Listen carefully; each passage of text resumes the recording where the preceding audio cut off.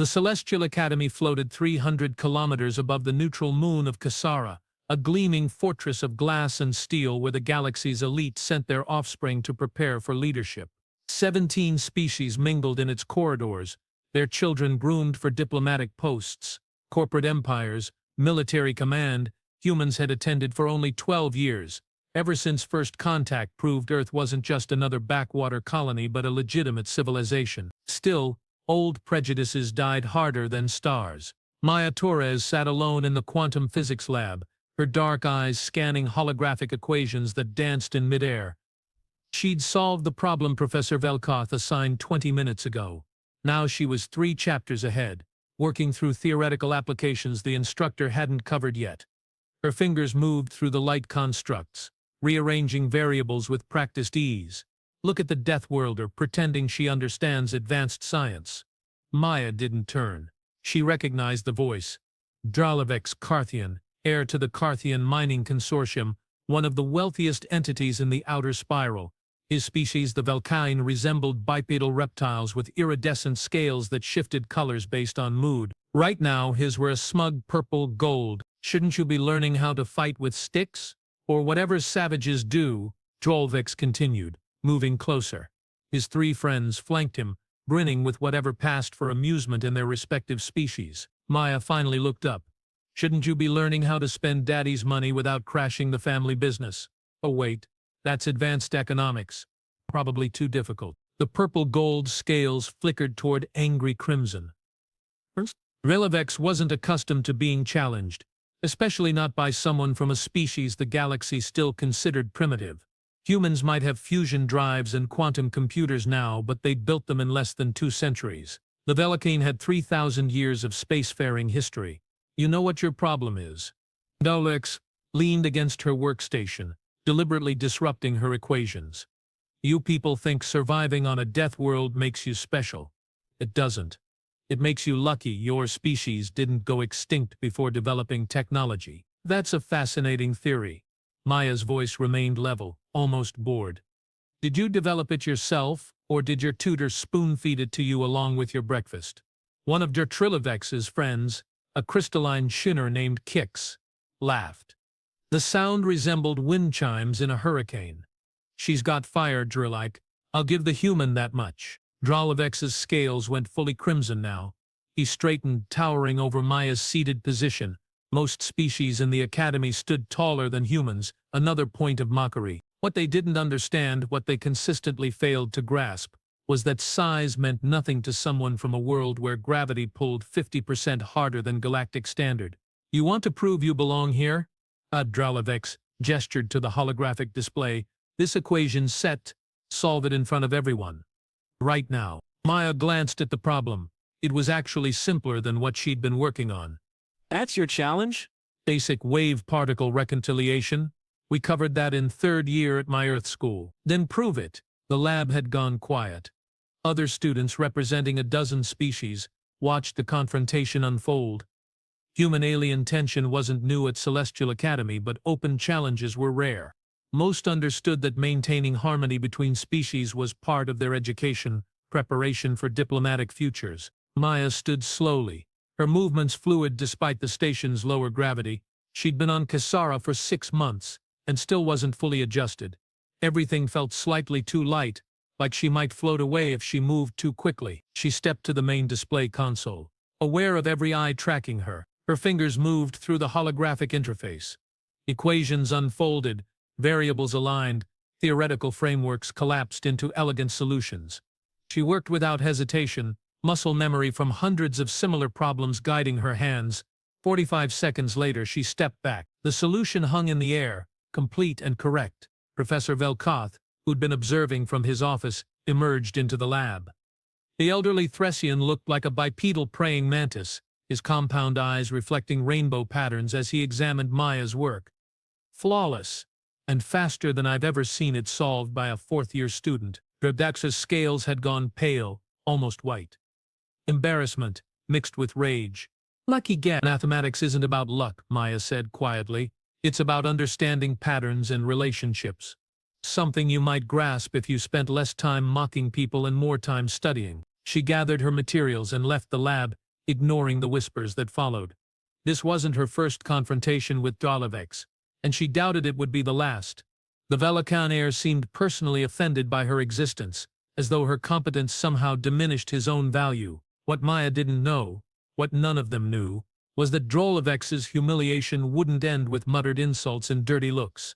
It would end with fire, blood, and a decision that would reshape the balance of power across 3 sectors. The Academy's central hub served as mess hall, recreation area, and social nexus. Species-specific dietary needs meant the food dispensers offered hundreds of options, from the liquid nutrients the Quillic absorbed through their skin to the fermented grains the Borvan preferred. Maya grabbed something approximating a chicken sandwich and found a quiet corner. She'd barely taken her first bite when Jessa Kim slid into the seat across from her. Jessa, another human student, had become Maya's closest friend at the Academy. Where Maya was quiet and analytical, Jessa was loud, social, and aggressively optimistic. "Heard you destroyed Dralavex in quantum physics," Jessa said, grinning. "Please tell me someone recorded it." "It wasn't a destruction, I solved an equation." "You embarrassed the most arrogant student in our year in front of half the physics department." That's basically a war declaration in his culture. Maya paused mid-bite. "What do you mean?" "The Velkane take humiliation seriously. Like ritual combat seriously. My anthropology professor spent 3 weeks covering their honor codes." Jessa leaned forward, her smile fading. "Druthalavex isn't going to let this slide. Maya, you need to watch your back." "I'm not going to apologize for being good at math." "I'm not asking you to apologize. I'm asking you to be careful. His family controls mining operations across 17 systems. They have resources, connections, and apparently a long history of making problems disappear." Before Maya could respond, the lights flickered. Once, twice, then steady again. Students looked up, confused. Power fluctuations were virtually unheard of in the Academy's triple redundant systems. An announcement echoed through the hub, delivered in the emotionless tone of the station's artificial intelligence. "All students and faculty report to designated shelter zones immediately. This is not a drill. Repeat, this is not a drill." Jessa's eyes widened. What the hell? Maya was already moving, her sandwich forgotten. They joined the stream of students heading toward the shelter zones, specially reinforced sections of the Academy designed to withstand everything from reactor failures to asteroid impacts. The crowd moved with surprising order, years of emergency drills paying off. As they descended into Shelter Zone 7, Maya caught a glimpse of the external monitors.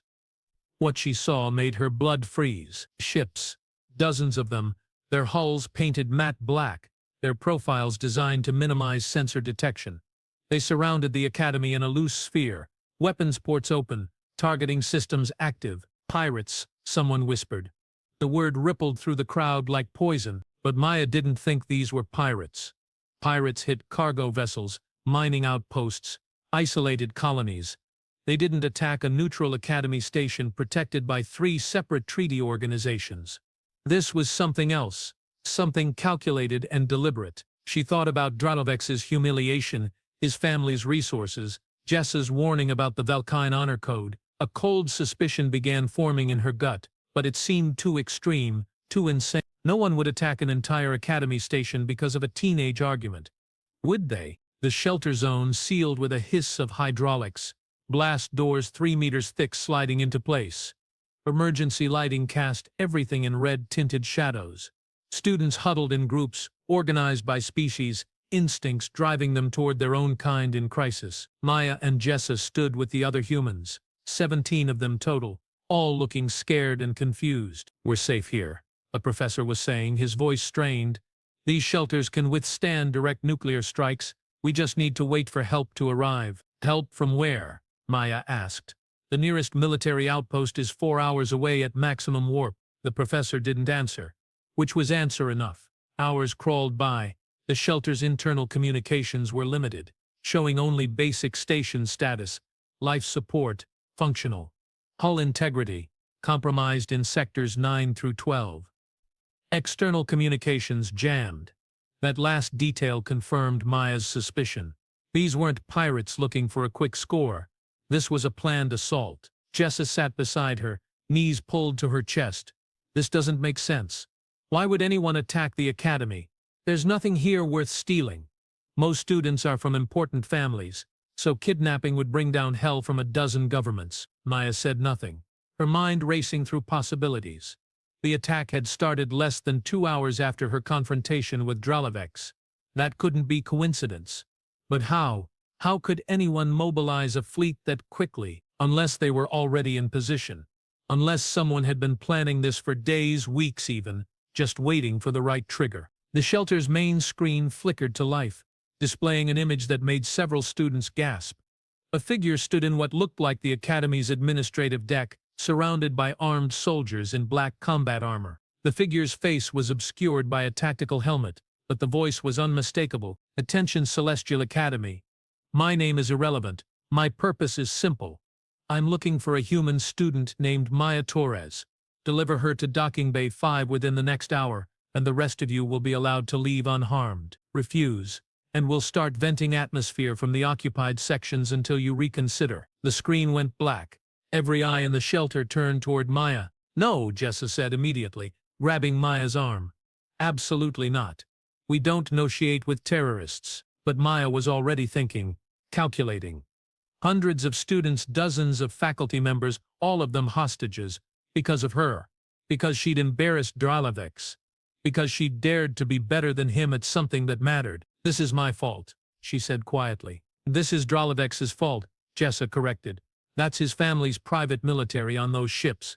I bet everything I own." A Borvan student spoke up, his voice a low rumble. "If giving them one person saves everyone else, isn't that the logical choice?" "Logical," Jessa rounded on him. "Handing over a student to people who just attacked us with a mercenary fleet. That's not logic, that's cowardice." Arguments erupted throughout the shelter. Some species had cultural traditions favoring group survival over individual rights. Others found the very suggestion morally repugnant. The professors tried to maintain order, but fear and stress were fracturing their authority. Maya stood, her decision made. "I'm going." "Like hell you are," Jessa blocked her path. "They'll kill you the moment you're off the station. Maybe. But if I don't go, they'll definitely kill everyone else." Maya met her friend's eyes. "Jessa, this is my choice. Let me make it." Before Jessa could argue further, the shelter doors exploded inward. The blast knocked students off their feet, smoke and debris filling the air. Armored figures poured through the breach, moving with military precision. They weren't shooting to kill, Maya noticed. Stun weapons only, designed to incapacitate rather than terminate. That should have been reassuring, but somehow it made everything worse. Someone wanted her alive and conscious. Hands grabbed Maya, dragging her toward the destroyed entrance. She didn't resist.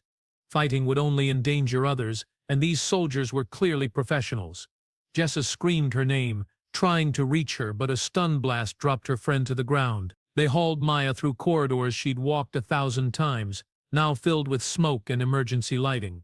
Bodies lay scattered, students and faculty stunned into unconsciousness. The attackers had swept through the entire academy with brutal efficiency, neutralizing resistance before anyone could organize a defense. Docking Bay 5 was a nightmare of activity. The black ships had attached boarding tubes, and soldiers moved in organized units, loading equipment and personnel, and standing in the center of it all, scales now a victorious gold, was Dralavix. "Hello, Maya," he said, his reptilian features twisted into something approximating a smile. "I told you Deathworlders don't belong here. Now the entire galaxy is going to learn what happens when you embarrass the wrong person." Maya's mind raced. This was beyond insane. This was a diplomatic catastrophe, an act of war against a neutral institution. Dralavex's family might be wealthy, but this would bring consequences they couldn't escape, unless they didn't plan to leave witnesses. The realization hit her like cold water. These soldiers weren't using lethal force now, but once Maya was secured, once the leverage was no longer needed, everyone in the academy would become a liability. Evidence to be eliminated. She had to do something. But what could one unarmed human do against a private army? Then she remembered something from her Earth history classes. Something about her world's wars, about desperate last stands and impossible victories. Humans didn't win through strength or numbers. They won through adaptation, through turning disadvantages into weapons. She was standing in a docking bay filled with military-grade spacecraft, ships with fusion reactors, reactors that could be overloaded. Maya turned to Drollevex, her expression calm despite the terror churning in her gut. You know what the funny thing is? You could have just ignored me. Could have let your grades speak for themselves. But you had to make it personal. And now you've destroyed your family's entire legacy for revenge. My family's legacy is secure, Drollevex replied. Yours ends today. Does it? Maya glanced at the ships, then back at him. Tell me something, Dralt. Do your soldiers know you're planning to kill everyone on this station? Do they know they're accessories to mass murder? Several of the armored figures shifted uncomfortably. Mercenaries they might be, but there were lines most wouldn't cross. Drolvex's scales flickered toward crimson. Shut her up and get her on my ship. As the soldiers moved toward her, Maya made her decision. She'd spent 6 months studying this station's systems, learning every detail of its operation. She knew where the emergency overrides were, how to trigger station-wide evacuations, and most importantly how to lock down individual sections. She lunged not away from the soldiers, but toward the nearest control panel, her fingers flying across the holographic interface. The soldiers were fast, but she'd been born in gravity that would crush them. Trained in martial arts that assumed your opponent was stronger, faster, better armed, she was Earthborn, Deathworld raised, and she'd be damned if she died easily. The panel accepted her commands, a split second before hands grabbed her shoulders. B doors began cycling shut, emergency klaxons screaming warnings. Drolvex's eyes widened as he realized what she'd done. She'd locked them all inside the docking bay and initiated a reactor purge on the nearest ship. 30 seconds until containment failure, the station's AI announced calmly. Evacuate immediately. Override it. Drollevex screamed at his soldiers. But Maya had used her student credentials, which gave her access to safety systems that couldn't be overridden without administrative authorization. The attackers had control of the station, but they hadn't captured the AI core yet. 20 seconds. The soldiers released Maya and ran for their ships, military discipline collapsing into survival instinct.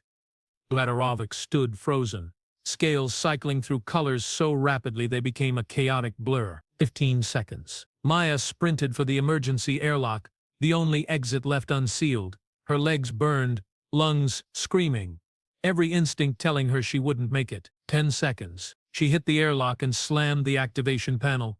The door began to close, glacially slow. 5 seconds. She squeezed through the narrowing gap, rolling into the corridor beyond. The explosion vaporized docking bay 5 and everything in it.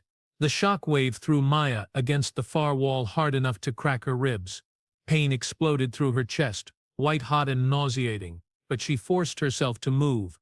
The corridor's emergency seals activated, containing the breach, but the entire station shuddered like a wounded animal. She'd killed them.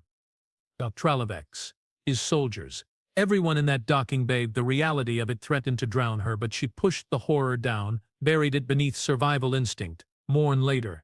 Survive now. Her handheld communicator, miraculously still intact, chirped.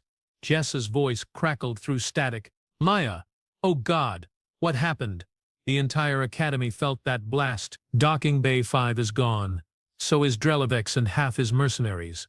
Maya limped down the corridor, each breath agony. But there are more ships, Jessa. They'll be coming for revenge now, and they won't care about keeping anyone alive. The remaining mercenaries are retreating to their vessels, Jessa said. Sounds like your stunt scared them.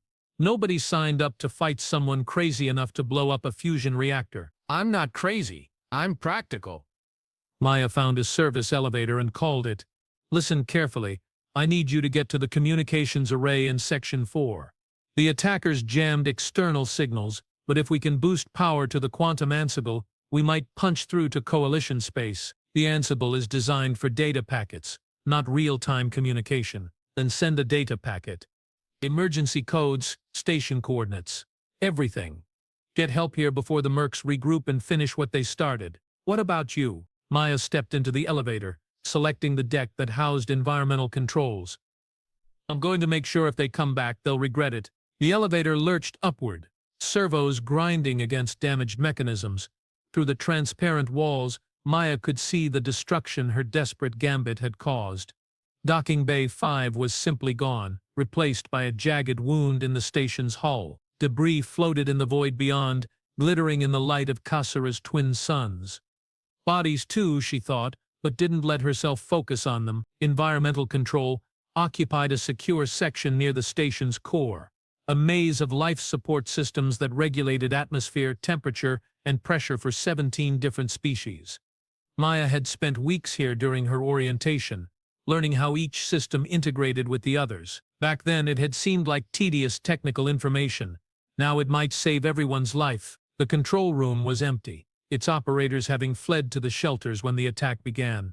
Maya accessed the main console, her injured ribs screaming protest with every movement. The station's status display painted a grim picture: hull breaches in 4 sections, power fluctuating, shield generators offline, life support holding but strained, and 6 hostile ships still orbiting, their weapons charged, their intent unclear. Maya's hands moved across the interface, pulling up schematics that few students ever saw. The Academy's defensive capabilities were minimal by design, limited to point defense lasers for asteroid deflection and shield generators rated for cosmic radiation, not military-grade weapons. But there were other systems, industrial tools never intended for combat, like the mining laser array used for orbital construction, or the magnetic containment fields that could theoretically deflect high-velocity projectiles, or the waste reclamation system's emergency venting protocols. Maya smiled despite the pain. Earth's military history was filled with stories of improvised weapons, of desperate soldiers turning plowshares into swords. Humanity had spent millennia perfecting the art of creative violence, adapting civilian technology for warfare when survival demanded it. Time to remind the galaxy why Deathworlds produced dangerous species. She routed power from non-essential systems, channeling it into the mining lasers. The beams weren't designed to cut through military-grade armor, but they could slice asteroidal rock like butter, and ship hulls, even armored ones, were less dense than solid stone. Her communicator chirped again. "Maya, it's Professor Velikoth. Are you responsible for the power fluctuations?" "Yes, Professor. I'm weaponizing the station." A long pause. "That's highly irregular. So is being attacked by a private military fleet." "I'm improvising." She finished recalibrating the mining lasers, then moved to the magnetic containment controls. "How many people are still in the shelters?" "All students and faculty except you and Miss Kim." "Maya, what you did in the docking bay, that was an extraordinary act of courage, but you don't need to fight this battle alone. Help is coming." "Help is 4 hours away. Those ships could resume their attack in 4 minutes." Maya pulled up external camera feeds, studying the remaining vessels. They'd pulled back from the station, clearly reassessing their situation after watching their employer and half their unit vaporize. But mercenaries were mercenaries. They'd been paid, and most professional companies considered a contract binding regardless of circumstances. One of the ships broke formation, accelerating toward the station. "Here we go," Maya whispered. She activated the mining lasers, targeting the approaching vessel. Brilliant blue-white beams lanced across the void, converging on the ship's forward shields. The defenses held for 3 seconds, then collapsed under sustained industrial-grade cutting power. The beams carved into the hull, vaporizing armor, cutting deep into internal systems. The ship veered off, trailing atmosphere and debris. The remaining 5 vessels immediately opened fire. Kinetic rounds and energy weapons hammered the station's shields, each impact sending shudders through the superstructure. Maya rerouted more power to the generators, but it wasn't enough. The shields were designed for cosmic radiation and micrometeorites, not sustained military assault. "Shields at 40%, the AI announced. 35%. 30%. Maya activated the magnetic containment fields, configuring them in a desperate improvisation. The fields were meant to contain plasma for the station's reactors, but physics was physics. Magnetic forces could deflect charged particles, and most kinetic weapons relied on mass driver technology that left projectiles with residual electromagnetic signatures. The incoming rounds curved slightly, their trajectories altered just enough to miss the station, not all of them, and not by much, but enough to reduce the shield drain. 28%. Holding at 28%. Jessa's voice crackled through the communicator. "I reached the Ansible. Sent out every emergency code I could find. If anyone's listening, help should be on the way." "How long?" "I don't know. The Ansible doesn't give acknowledgement signals for emergency broadcasts." "But Maya, you need to hear this. I'm picking up comm chatter from the mercenary ships. They're talking about pulling out, cutting their losses." Then why are they still shooting at us? Because their contract included a termination clause.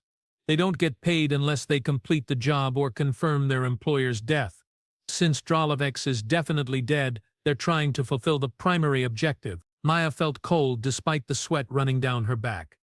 They're still trying to kill me, looks like it. But they're also scared.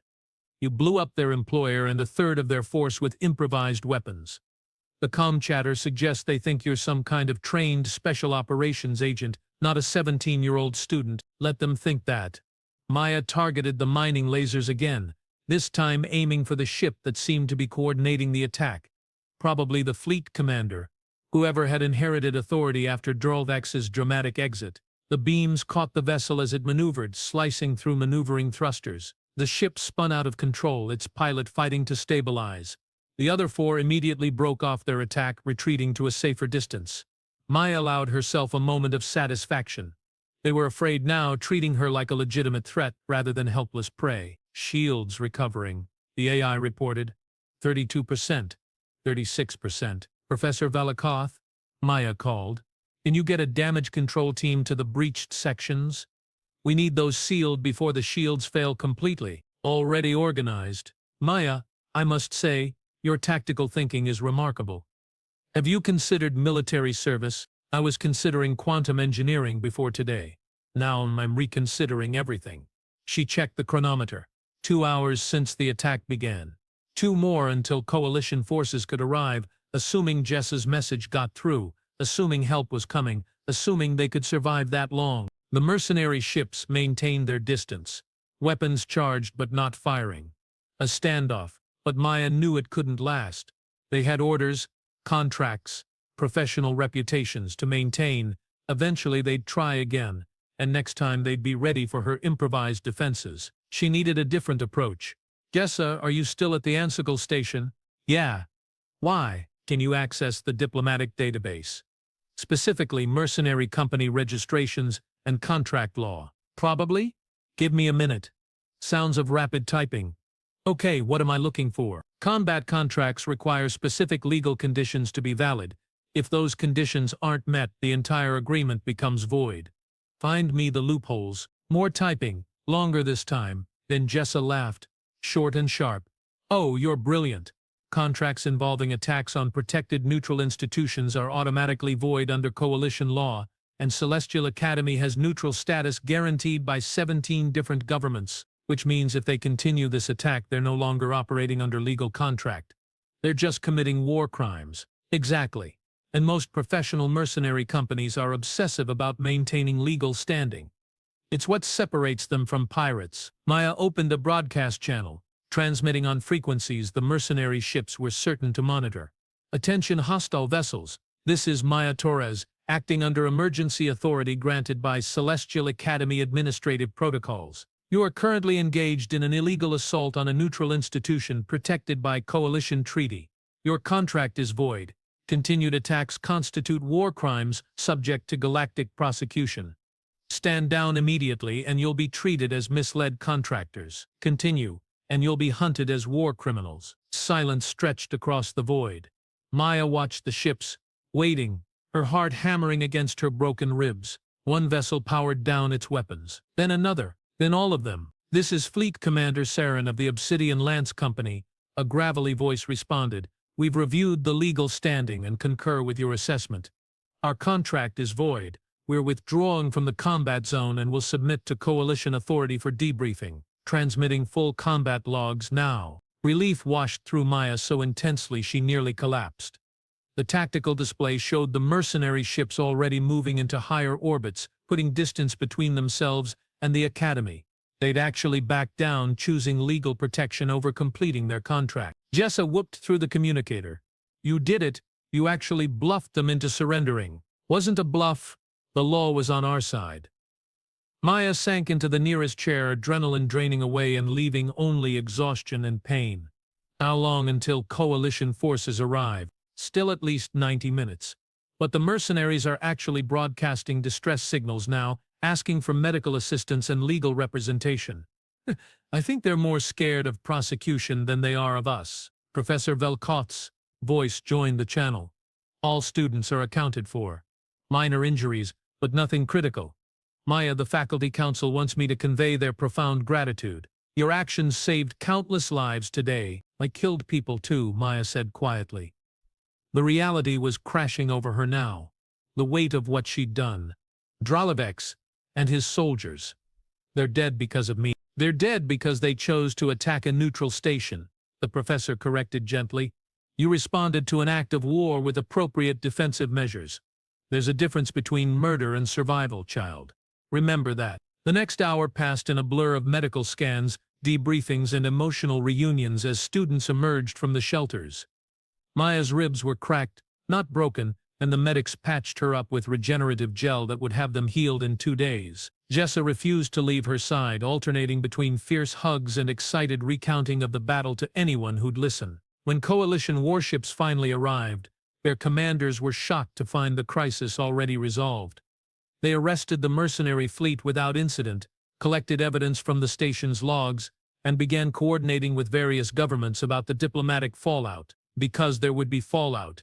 Massive, galaxy-spanning consequences. The Carthian Mining Consortium tried to deny involvement, claiming Dralovex had acted without family authorization, but the combat logs recovered from the mercenary ships proved otherwise. Financial transfers, communication records, strategic planning documents, all of it pointed to a coordinated attack authorized at the highest levels of Carthian leadership. Within 3 days, coalition authorities froze the consortium's assets across 40 systems. Criminal charges were filed against 17 executive board members. The family's mining contracts were revoked, their corporate licenses suspended pending investigation. A dynasty that had endured for generations crumbled in less than a week. All because they'd underestimated a Deathworld girl who embarrassed their heir. Maya watched the news coverage from her hospital room, still recovering but mobile. The story had gone viral across the galactic networks. Deathworlder student defeats private army. Human improvises victory against overwhelming odds. Why Earth-born humans are more dangerous than anyone realized. That last headline bothered her the most. She hadn't fought because she was dangerous. She'd fought because she had no choice. A knock interrupted her thoughts. Jessa poked her head through the door. "You decent! You've got a visitor!" Before Maya could ask who, an elderly human woman entered. She wore the formal uniform of Earth's diplomatic corps, her gray hair pulled back in a severe bun, her dark eyes sharp and assessing. "Specialist Torres. I'm Ambassador Chen. I represent Earth's interests in the coalition." She pulled up a chair without waiting for invitation. "You've caused quite a stir." "I didn't mean to cause anything. I was defending myself and my classmates." "I know, which is why you're not in any trouble, despite what certain coalition members might prefer. But Maya, your actions have consequences beyond the immediate situation. You've reminded the galaxy that humans are formidable, even our civilians. Some species find that comforting. Others find it terrifying. I'm not formidable. I'm just a student who refused to die." Ambassador Chen smiled faintly. "That's what makes you formidable. Deathworld resilience combined with modern education and technology. It's a combination that makes many species nervous." She leaned forward. "I'm here to offer you a choice. You can return to Earth, complete your education in safety and comfort. Or you can stay at Celestial Academy, knowing that your presence here will be scrutinized, debated, and possibly resented by those who preferred when humans knew their place." Mia thought about Dralovex, about his arrogance and hatred.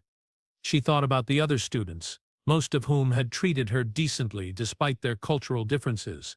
She thought about Professor Velikoth, who'd recognized her abilities regardless of species. "I'm staying," she said. "Running away won't change anyone's mind about humans. But staying, succeeding, proving we belong here, that might." The ambassador's smile widened. "I was hoping you'd say that. The galaxy needs reminders that humans aren't victims or savages. We're survivors who adapted, learned, and thrived despite coming from one of the harshest worlds ever discovered. Your story proves that better than any diplomatic speech." She stood to leave, then paused. "One more thing. The Coalition is establishing a new security protocol for all neutral institutions. It's being called the Torres Doctrine. Stations are now required to have defensive capabilities and trained personnel who can respond to attacks without relying on external help." You've changed galactic policy, Maya. "That's not something many people achieve in a lifetime," let alone at 17. After the ambassador left, Maya sat alone with her thoughts.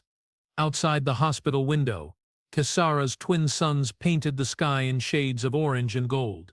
The academy floated in the distance, damaged but intact, a testament to human stubbornness and improvised warfare. Her communicator buzzed, a message from her parents back on Earth. Just seeing the news, they were terrified, relieved, proud, and angry all at once. She'd call them later, try to explain how she'd ended up in a war zone when she'd only meant to attend school. Another message, this one from Professor Velkoth. Her quantum physics exam was postponed due to recent events, but he wanted her to know she'd already earned top marks for the semester. Apparently solving equations under pressure counted for more than standard testing. A third message, from someone unexpected. Quix, the Shenur who'd witnessed her confrontation with Drwidlevix. You were right about him. He was spoiled, arrogant, and dangerous.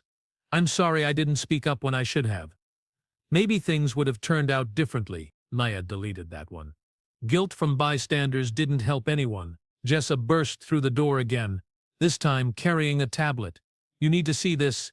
It's trending everywhere. The screen showed a compilation video, clips from the Academy's security cameras edited together with dramatic music. Maya solving equations in the lab.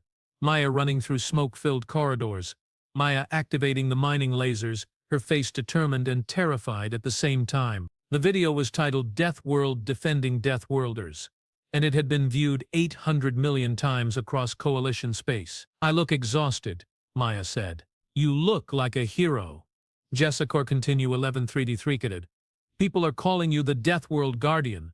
There's fan art, memes, even some species claiming they knew humans were formidable all along. 3 days ago, those same species were mocking us for being primitive. That's politics. But Maya, this is bigger than politics. You've proven that Earth-born humans can stand against anything the galaxy throws at us. You've given our species credibility we've been fighting for since first contact. Maya looked at her friend, at the excitement and pride in Jess's eyes. She wanted to feel the same, to embrace the hero narrative everyone was constructing around her. But all she felt was tired, hurt, and haunted by the people she'd killed. I just want to go back to studying quantum physics, she said quietly. Then do that. But understand that you've changed things. The galaxy sees us differently now. They see you differently. That carries responsibility whether you want it or not. Over the following weeks, the Academy repaired its damage and resumed classes. Students returned with a new wariness, recognition that even protected spaces weren't truly safe. Security measures increased. Faculty underwent combat training. The Celestial Academy that emerged from the attack was harder, more vigilant, forever changed. Maya returned to her studies, throwing herself into equations and theoretical frameworks with desperate intensity. Work was easier than processing trauma, and she had plenty of both. Nightmares plagued her sleep, visions of the docking bay explosion, of bodies floating in the void. The Academy's counselors told her it was normal, expected even. She'd experienced combat, and combat left scars, but gradually, life found a new rhythm. Professors challenged her with advanced material, recognizing that standard curriculum no longer engaged her. Other students sought her help with difficult concepts, and she discovered she enjoyed teaching. Jessa dragged her to social events, forcing her to interact with species she'd barely spoken to before. And slowly, painfully, Maya began to accept what had happened. She hadn't wanted to fight. She hadn't sought violence. But when survival demanded action, she'd adapted, improvised, and overcome. That was the Deathworld way, the Earth-born legacy. 6 months after the attack, Maya received a formal commendation from the Coalition's Security Council. The ceremony was broadcast across the galaxy, a human teenager standing before representatives of 24 species, accepting recognition for heroism in defense of a neutral institution. In her acceptance speech, Maya spoke carefully, aware that her words would be analyzed and debated. I'm not a soldier. I'm not special operations. I'm just a student who refused to let bad people hurt my friends. Earth didn't make me dangerous. Fear made me creative, and desperation made me brave. Any species, from any world, would have done the same in my position. The only difference is that I grew up in heavy gravity with an evolutionary history of persistence, hunting, and problem-solving. Those advantages helped, but they weren't what saved everyone. She paused, meeting the cameras that broadcast her image across coalition space. What saved us was the choice to fight back, to adapt, to turn disadvantages into weapons and fear into fuel. That's not a death trait. That's a survival trait. Every species here has it, but sometimes we forget until crisis forces us to remember. I hope the galaxy learns something from what happened at Celestial Academy. Not that humans are dangerous, but that everyone is dangerous when survival is on the line. Respect that.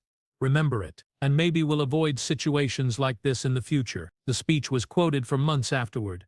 Philosophers debated its implications. Military strategists studied her tactics. Anthropologists wrote papers about Deathworld psychology and adaptation. And in the Celestial Academy, in the rebuilt docking bay where a terrified student had once made a desperate gamble, a memorial plaque was installed.